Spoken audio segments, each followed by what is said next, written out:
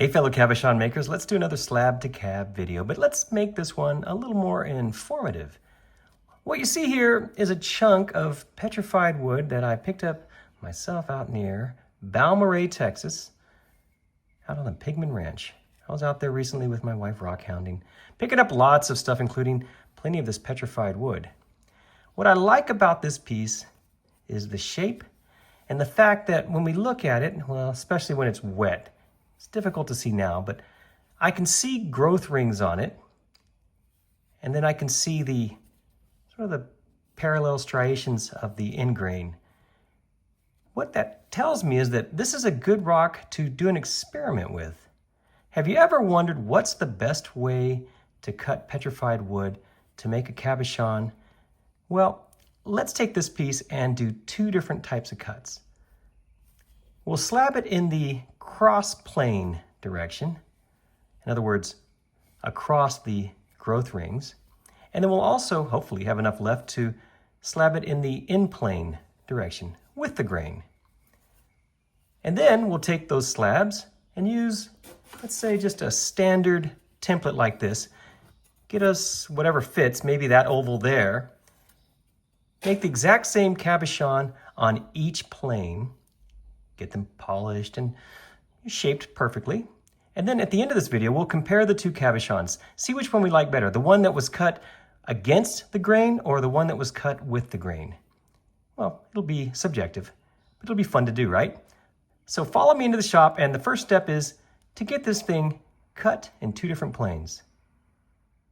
Welcome back inside. This piece of West Texas petrified wood has been slabbed. I'm sorry I forgot to bring you into the shop with me to show you, but it wasn't very interesting. I just threw it on the slab saw, did a couple of slabs one way, turned it around, did a couple of slabs the other way. Let's look at the in plane.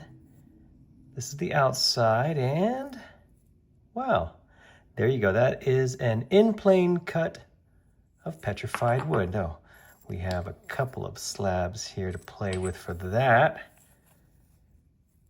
Looks like wood, doesn't it? Not too interesting. We'll pick one of these, probably this one here. Now, what about the other direction? This was the end cap. Can't tell much. Well, looks kind of similar. A little wavy, I suppose. Let's see what this slab looks like. Well, there you go. You can see those growth rings in there, I believe. Sure, yeah. So we have two of these. Let's use, I think we should use, probably this one here. So these will be our two slabs that we're going to use to do our experiment. Now, looking at this, they're not nearly as different as I was hoping they would be. You can see this one on the right has some interesting detail in it, a little bit of waviness. Well, this one does as well. It's just straighter. Regardless, we are going to soldier on and do this experiment anyway. So let me go ahead and draw an identical cabochon shape on both of these. Okay, what do you think about these ovals, these classic ovals?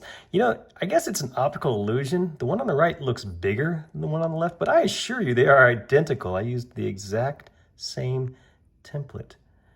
It's funny. Maybe it's just my imagination. So next up, I'm going to get these in the shop. I'm going to get them on the trim saw. I'll trim away as much as I can just outside the line. After that, I'll bring it over to the cabbing machine, get on the coarsest grit wheel I have, and fine tune the shape. Once I'm done with that, I'll get both of these on dop sticks, and then we will meet again over at the cabbing machine. Check it out. Both of our slabs have been shaped and dopped. Now we have to begin the doming. We'll start with this one. Using the 80 grit wheel, I'll slowly put a dome on it. Now here's how they look dry. Both of them have their domes, yeah, pretty similar. We move on now to the 220 grit wheel. Let's clean up that shape and get rid of those big scratches. Okay, check it out. After the 220, you can see the pattern. They look okay. Let's move on. Now we're going to get on the 280 grit soft wheel. I'm going to push in hard. Make sure I get rid of all the scratches. Okay, now check it out. Looks smooth, right? Well, we can begin to work on the polishing next. So let's get over on the 600 grit wheel. That's right, 600 grit. We'll spend a few minutes here. Here you go. Looking good, a slight reflection. That's after 600 grit. Well, next up is the 1200 grit wheel. This one normally starts to make it shine quite a bit. And, ooh, look at that after the 1200 grit. The LED lights, they are reflecting. Okay, last wheel, the 3000 grit. And what will this do for our polish? Ooh, okay, after the 3000 grit, it looks pretty good. Well, we have to see if we can do any better though. So let's get on this cerium belt on the wet belt sander. Spend a few minutes here. And now for our final polish. Ooh, nice. Okay, I'm happy with that. Yeah, they look interesting. All right, let's take them inside now for a closer look. Welcome back inside. Now we can officially decide which cut is better for a cabochon. And honestly, when I come up with these ideas for these videos, I like to think that they're going to be pretty interesting and hopefully dramatic sometimes. And instead we got this, kind of a dud. These two look very similar to me. This is the one that was the end grain, right? So that is the growth rings. And this is the in plane one right here. They do look a little different. I see that, right? So this one has the waviness to it. This is a little more just straight. If I had to choose which cut I like better, I'm gonna go with this one here. Tell me if you agree. I mean, this one's not bad. Both of them are pretty, right? Yeah, and they took a great shine and a good shape and all that stuff.